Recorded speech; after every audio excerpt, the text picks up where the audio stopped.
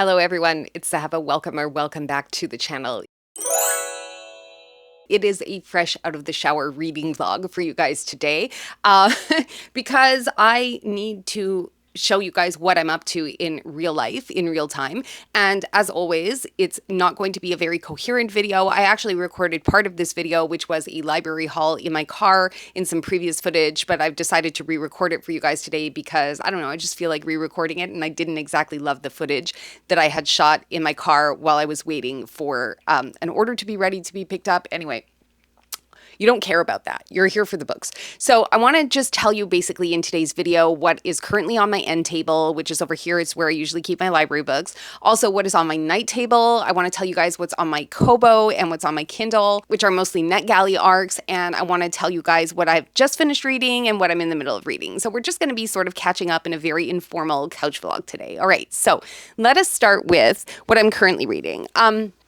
Reading The Honey Witch. I'm reading this on audio. I do have a physical copy. I think I picked this one up at Book Outlet at some point in 2025. It is a queer romance. Fantasy romance. Is it a romantasy? I don't know. I think it's more like a litfic so far. Litfic with a bit of fantasy elements with, I guess, a romance that is kind of coming. It's a bit historical as well. So far, so good. It's definitely a little bit on the slower side in terms of pacing, but I'm going to be listening to it chiefly as I'm working, so it'll kind of keep me company. But that's what I'm listening to right now. This morning I also finished, and this was part of a library haul, but I ended up like not reading the library book, Every Heart a Doorway. It turns out that my library actually has all of this series on audio, which I didn't know, and I was able to get them because this one came from the Mont-Royal Library Network, and it's actually the Dollard Library, which I just recently became a member of at the latter half of 2025. They have all of them on audio, so I listened to this one this morning on audio, and it took like 3 hours or so. It was 4 hours, but I listened at 1.75 speed, and I really enjoyed this one, and I will be sticking with the rest of the series. I gave this one 4 stars, but I'll talk to you more about it when we are doing the latter half of the January wrap-up. So there's that. I also got the DVD copy of The Sweet Hereafter, which is a book that if you guys saw a recent Book Outlet haul, you will see that I picked up. And I picked it up because I loved this movie so much. Now, originally, The Sweet Hereafter is written by an American author, which I'll put the cover up for you guys next to me so you can see what the book cover looks like if you guys don't remember the video. But so it's written, it actually takes place in upper state New York, but it was filmed in Canada, and the movie was directed by a Canadian-Armenian director, and it is one of my absolute favorite movies of all time. So yeah, I got the book because I wanted to read the book, but before I read the book, I wanted to go back to a happy place. So it's not a happy movie, it's just like a happy place. It's like a movie that I return to when I want to like be in my feels and wax nostalgic. So just wanted to show you guys that. Then I finished just yesterday Nat Cassidy's When the Wolf Comes Home. I got this one from my library. I rated it 4 stars. It's not as much of a horror as I thought it was going to be. I kind of liked it. I almost DNF'd it. I almost DNF'd it actually within like the first 60 pages, but I decided to hold out. I waited until about 80 pages in, and then it started to pick up. So if you guys are thinking of DNFing it, you know, like hold on a little longer. It gets better. I feel like it's written for people that are my age. Like you would have grown up with Who Framed Roger Rabbit. You'll get some references in this book to that movie, and you'll understand. Like if you're a Xennial, you'll get it. This is for you. I also picked up from the library a book called Hex. It's a novella. It has a 3.21 rating on Goodreads, which I didn't know when I picked it up. I just was looking for short books to read at the library. This one sounded interesting to me. I'll read you a little bit about what it says here on the dust jacket. Nell Barber, an expelled PhD candidate in biological science, is exploring the fine line between poison and antidote, working alone to set a speed record for the detoxification of poisonous plants.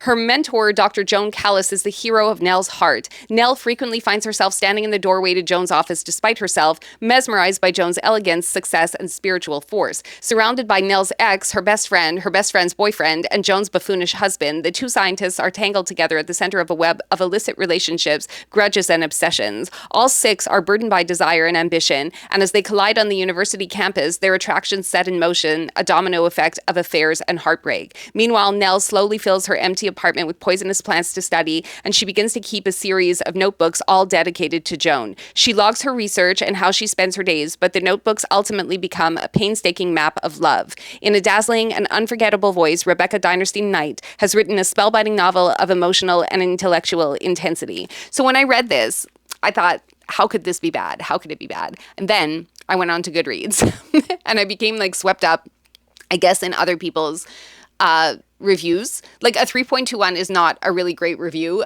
but there were some people that did rate this obviously 4 and 5 stars. So I think I probably will give this one a go. I just can't say when I'm going to get to it. I had also asked the library to pick up a copy of Spread Me, which they ordered for me, and I never got to picking it up.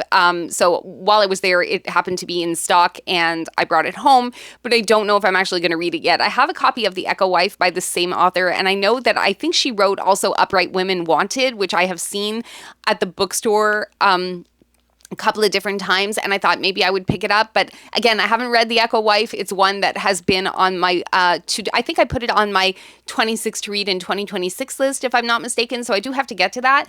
The Echo Wife being a sci-fi, this being a horror. So it's two different subject matters that this author is tackling, but it's a new to me author. I've never read Sarah Gailey before. So if you guys have and you want to discuss that with me and let me know what you think of their writing and stuff, let me know in the comments. I would love to hear your thoughts on that. I also had just finished reading in the at the end of 2025, My Husband's Wife by Alice Feeney, and that was my first by this author. So I went to the library and I picked up Good Bad Girl, because I thought I would like to read more from her. But as it turns out, there's quite a lot of her books available on the Kobo as well, like in e-reading format. So I don't know if I'm actually going to read this book or not. And maybe potentially I will want to go for this book on audio as well. Because sometimes mystery thrillers work better for me when they're audio. I don't know how you guys feel about that. If you guys find you have an easier time reading a mystery thriller, or if audio works really well for you, audio tends to work really well for me. So I have that book from the library, but I'm not sure if I'm going to get to it, when I'm going to get to it, or how I'm going to consume it. So I have a physical copy, but I could potentially do it on the e-reader. Although my e-reader, as you see, or as you're going to see in a minute or two, is quite stacked with some other books. And then, so I'm not sure. I could possibly do this book on audio as well. So it's to be determined. What else do I have next to me for you guys? Spread Me, we looked at. Okay, The Whisper Man. The Whisper Man, I'm going to switch hands. The Whisper Man is a book by Alex North, another mystery thriller author who I have no previous experience with. I put this book aside because I want to say, who would have suggested it to me? Another booktuber. I can't remember who. I want to say it's Fina Reads, but I could be completely wrong. It could be another booktuber that I follow, so don't quote me on it. But this was suggested by a booktuber, and my library had it, and it really, I don't know, it was interesting, so I picked it up, but I don't really have a more dramatic story to tell you than that. I'm like drowning in books here, you guys. There's books like you can't see them because I'm using my tripod right now, but all the books are like everywhere around me, so I don't want to get confused. Okay, Chess is Hyperfixating. Put out a video just very recently, a few weeks ago, by the time you guys will see this video, about some books that she had a good time with, either in, I want to say like December, because November she didn't complete any reading that month. And by the way, Chess, if you're watching this, thank you so much for putting up a video saying how you didn't read any books because you were in a reading slump. I think that Bookiverse needs more of that, more people coming to the plate saying how they didn't read any books in a certain month and what that felt like. It hasn't happened to me yet. I think it's like my greatest fear that I get on BookTube and I give you a monthly reading wrap up where I haven't read anything. I've had some book slumps before. I've had some reading slumps before, but I've never had a month where I went without reading since at least since like starting the channel. So I just wanted to thank you for being forthright with us and telling us about your struggles in November. But that being said, Chess did talk about a book that she read in December that she really liked. And my library happened to have it. It's so bizarre because I had never heard of this title before Chess talked about it, but it is called A Taste of Gold and Iron. And this is a male-male romantasy. It's like, I guess Chess was saying that you're in it more for the romance than you are for the plot, or maybe it was the other way around. I don't know, Chess, if you're watching, maybe you can let me know in the comments. But my library had it, and I found that was just like such kismet, actually, because as I said, I've never heard about this book at all, anywhere before you spoke about it, and Yeah, Montreal Library had a copy, so pick that one up. I will do try a chapter or two of that book and see if the writing is compelling enough to want me to go forward. But sometimes I feel like maybe a romantasy that is queer might work better for me, such as The Honey Witch. So I'm reading some queer romantasies to see if that works, because as you know, I'm extremely, extremely particular with the romantasies that I read, because in general, they don't really work for me. The only ones that have worked for me thus far have been the T. Kingfisher Paladin series, like the where we're in the Saint of Steel series. That's the series name, the Saint of Steel series. And also Leigh Bardugo's The Familiar, strangely, worked really well for me. I had a great time with that book too, and I gave that one 5 stars. So that's that. And then the last book I picked up from the library that I want to show you is The Salt Crows Heavy by Cassandra Khaw. Yeah, this is a novella too. It's a book that I've seen a lot on book outlets. It is, I think it's supposed to be like a retelling of The Little Mermaid, if I'm not mistaken. I did try and read her other book, Nothing But Black Teeth, and I could not get into that book, so I would like to give this one a go before deciding if this author is for me or not. But as this is a fairy tale retelling, I think that I'll probably like it a bit more, because you guys know how much I really like a fairy tale retelling. Like, that's a super easy sell for me. You may think you know how the fairy tale goes. A mermaid comes to shore and weds the prince. But what the fables forget is that mermaids have teeth, and now her daughters have devoured the kingdom and burned it to ashes. On the run, the mermaid is joined by a mysterious plague doctor, which you gotta love the cover for that. Can you guys see that? I love like the plague doctor masks that they have there. It's so cool. Okay, sorry, I interrupted myself. Okay, on the run, the mermaid is joined by a mysterious plague doctor with a darkness of their own. Deep in the eerie snow-crusted forest, the pair stumble upon a village of ageless children who thirst for blood and the 3 saints who control them. The mermaid and her doctor must embrace the cruelest parts of their true natures if they hope to survive. Now, this is one that I did not go on to Goodreads for. I didn't ruin it for myself. I didn't really do any research on it. I just found a very thin book in the stacks of the library. And when I read the little blurb on the dust jacket, I said, oh, it's a fairy tale retelling. So that was really easy for me to bring home. Okay, what else is new? I want to show you what's on my night table. So I am slowly making my way through Plain Truth by Jodi Picoult. If you've been here for a while, you probably know that I'm trying to make my way through not all of, but most of Jodi Picoult's backlist. One of my subscribers was telling me that she had started her Jodi Picoult journey, I believe, with this book. So I was I thought I would follow along and we would have something to discuss. So I'm going to be working on that one, but it's going to be slow. Like, I'll read a chapter or two, or maybe just like a few pages every night. I'm going to have this one going for a while because, as I said, I'm keeping it on my nightstand. So my nightstand books, I usually read them. I don't know if books put you to sleep, but when I'm going to sleep, I like to read a book before I go to sleep, but sometimes I can't get more than 2 or 3 pages without conking out. So that's going to be on my nightstand for however long it takes me to finish it. It could be weeks, it could be months. I really don't know. But I'm going to slowly make my way through this. Then I decided to pick up right now what I'm actually reading now this morning, as of before I got into the shower this morning. And there's a reason that I decided to record this vlog for you, which I will talk to you guys about in a few minutes. But I was reading this Locked In, which is a D.S. Jessica Daniel novel by Carrie Wilkinson, who I think is a British writer, definitely based on the prose in this book. I would, and the setting obviously is in England. So yeah, it's a British writer, but new to me. This is the first in a detective series. I think I got this book from, I want to say, a Little Free Library, or potentially it was also kept back from my latest eBay haul. I don't exactly remember. If you guys remember, let me know in the comments, because I don't remember. But I started this one and it's okay so far. It's kind of like the type of book that would translate really well into a movie. I like the way this author writes the plot. Like, things are happening pretty quickly, so I think it should be a quick read. I'm hoping to finish it by, if not today, then potentially tomorrow. It is maybe a little ambitious for today, a little over 380 pages, but we will see, because the typeface is very large. The font point, rather, I should say, is large. And it's thick pages, so hopefully it'll go really quickly. Then I wanted to talk to you guys about what is currently on my Kobo. So, in great news, I got approved for the audio version of Everyone in This Bank is a Thief. So that's the latest in the Ernest Cunningham novels by Benjamin Stevenson. So NetGalley approved me for the advanced listeners copy this morning. So that's being downloaded onto my phone so I can listen to it as soon as I'm done with The Honey Witch. I also have some other NetGalley arcs that I want to talk to you guys about. So I'm just going to put their pictures up on the screen next to me.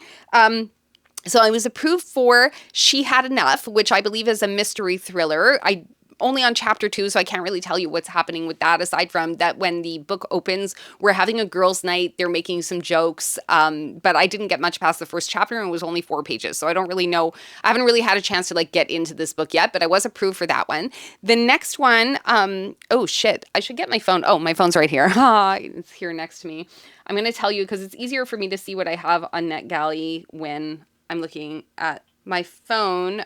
Okay, so everyone in this bank is a thief. I talked to you about that. Okay, Liberty Street. So NetGalley actually sent out a blast email saying that the first 200 people to respond would get a free copy automatically approved of Liberty Street. I responded, so I got a free copy of that. I have no idea what it's about, but I do have a free copy of it. I also have a copy of A Murder Most Camp. I was approved for that one, so I think it should be a fun, campy murder mystery. And like any Jewish girl that went to summer camp, if you guys went to sleepaway camp, it's like one of those, if you know, you know.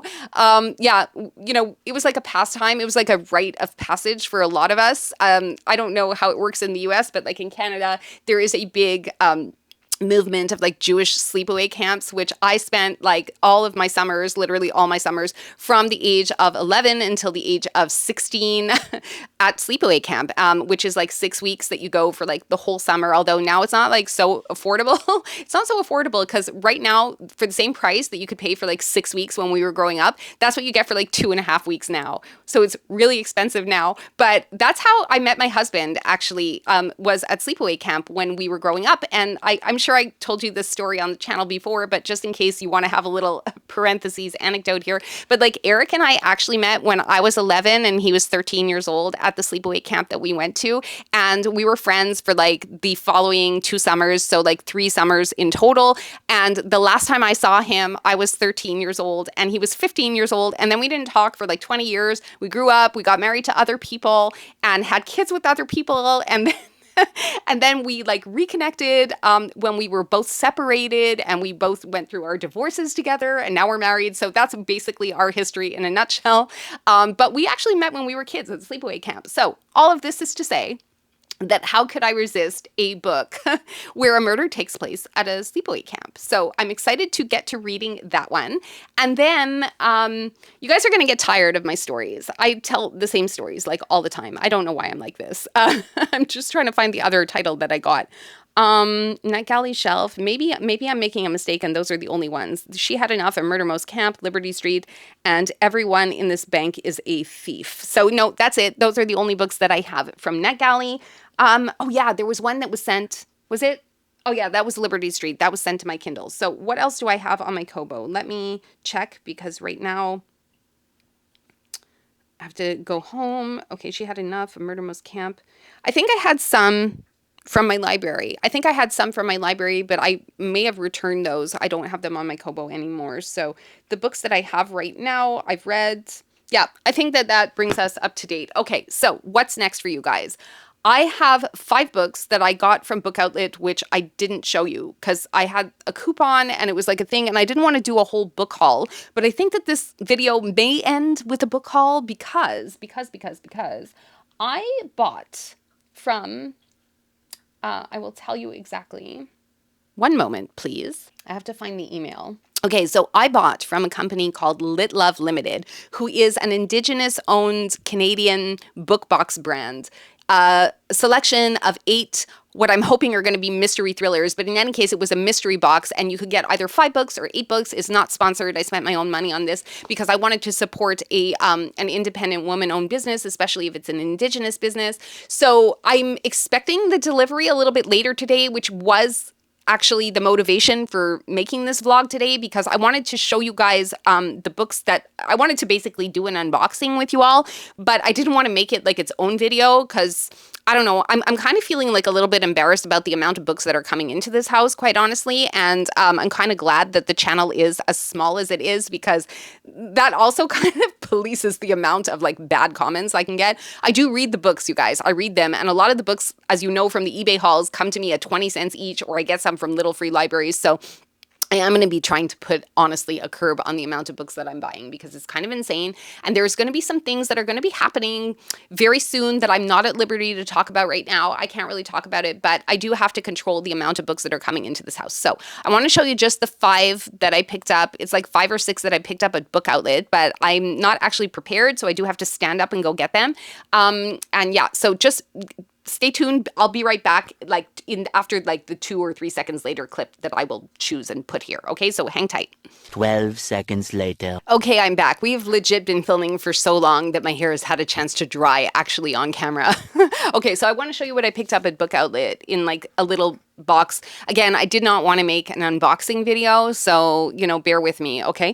I got The Air Affair. This is a mystery thriller book. It's kind of small. It's called A Thursday Next Novel. It is by Jasper Fforde, and it's like a retelling of Jane Eyre. I'm not exactly sure. I know it's the first in a series. Have you guys ever heard of this one? I haven't heard anyone talking about this online. Welcome to a surreal version of Great Britain circa 1985, where time travel is routine, cloning is a reality, dodos are the resurrected pet of choice, and literature is taken very, very seriously. England is a virtual police state where an aunt can get lost literally in a Wordsworth poem, militant Baconians heckle performances of Hamlet, and forging Byronic verse is a punishable offense.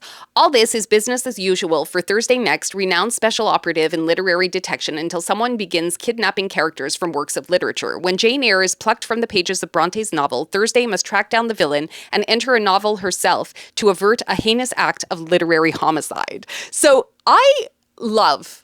It is my favorite classic, Jane Eyre. Jane Eyre is on the top of my literary Victorian classics list, like favorite, absolute favorite. I cannot even tell you how much I love that one. It's followed by Emma, but Jane Eyre is my favorite.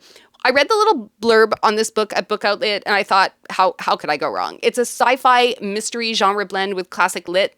Sign me up. Then I picked up Horror Movie by Paul Tremblay. Now, here's a funny story. I own four Paul Tremblay books. Definitely 3.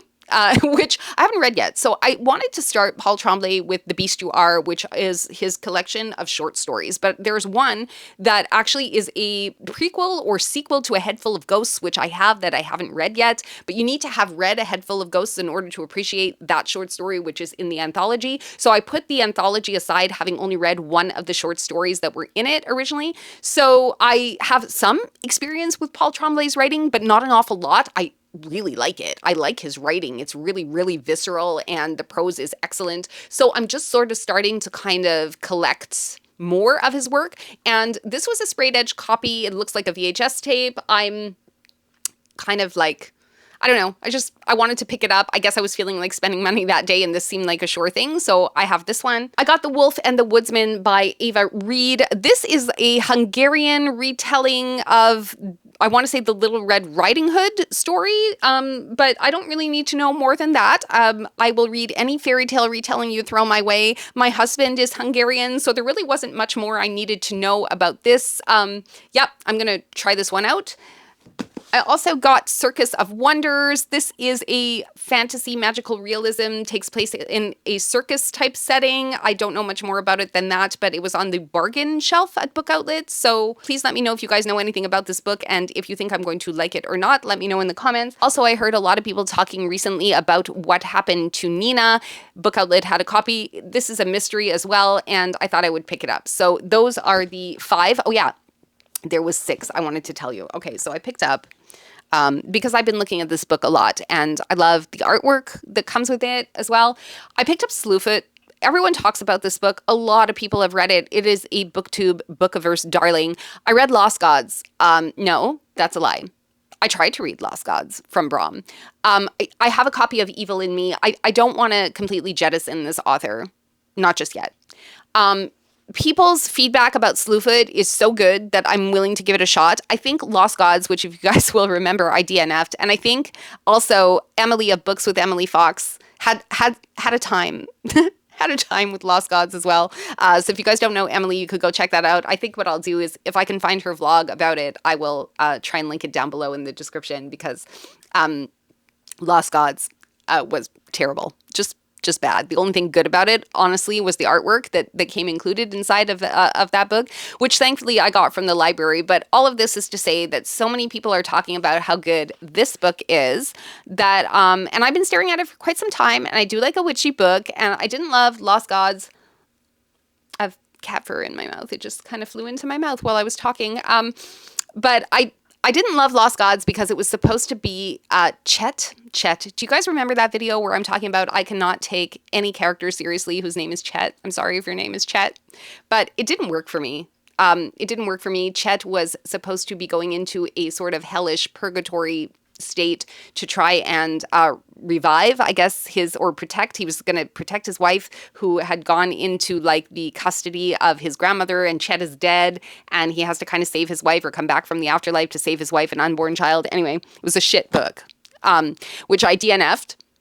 So, but I wanted, and I've been kind of like scared to start Evil in Me because of it, but because so many people are talking up Slewfoot, I'm like, you know what? Let's give Brom a chance to redeem himself in my eyes. So I did pick up that book. Now, what are we waiting for? We are waiting for Canpar to come and deliver the what is it called? I don't even remember what it's called. It's called the Lit Love.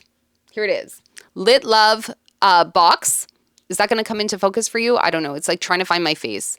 Okay, maybe you can see that. So I paid. I don't know what I paid. I'm going to click. Can I click on it? No, I can't click on it. Anyway, I'm waiting for that to come in.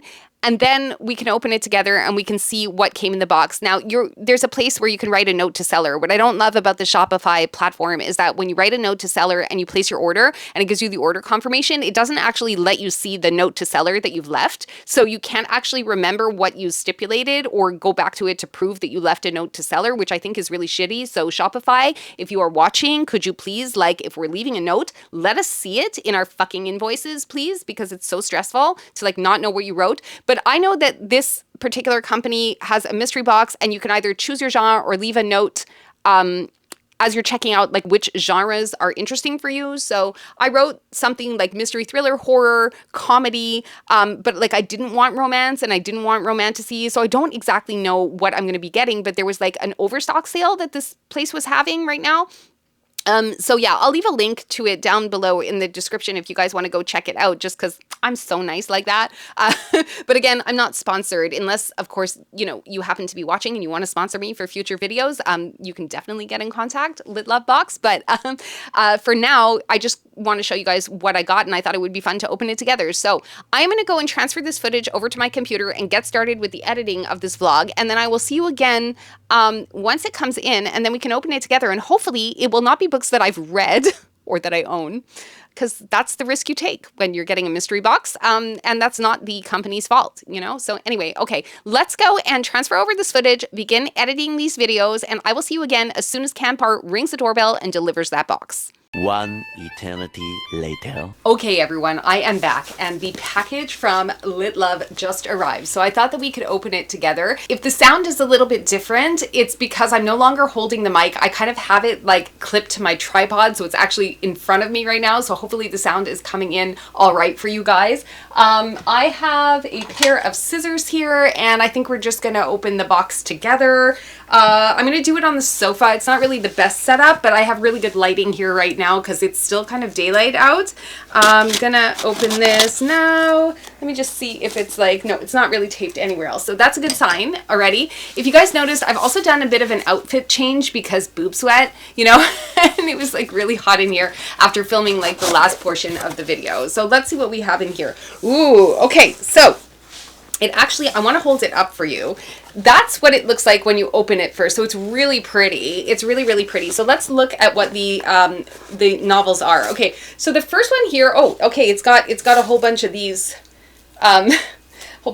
little things in them, which is not great. So anyway, we'll see what this is. Okay, so the first one that is here is called there is a doorbell ringing. 12 seconds later. Okay, I am so sorry about that, you guys. I'm just taking off my slippers. I had to run downstairs and pick up a package from Canada Post because that was the mailman delivering some glasses that we bought for Eric. So anyway, let's continue. I think for the most part, my request for mystery thrillers and stuff was respected, so let's try this again. Okay, the first one I have here is A Killer Motive. This is a book I've never heard of, I don't know anything about, so I'm kind of excited about that to see more about it. I'm not going to read you guys what this is about because this video is long enough already. I already did some editing and I don't want to keep you guys here much longer, but I will show you just the covers of what I ended up getting, and then you can let me know in the comments if you guys have read these books or are familiar with them or what have you.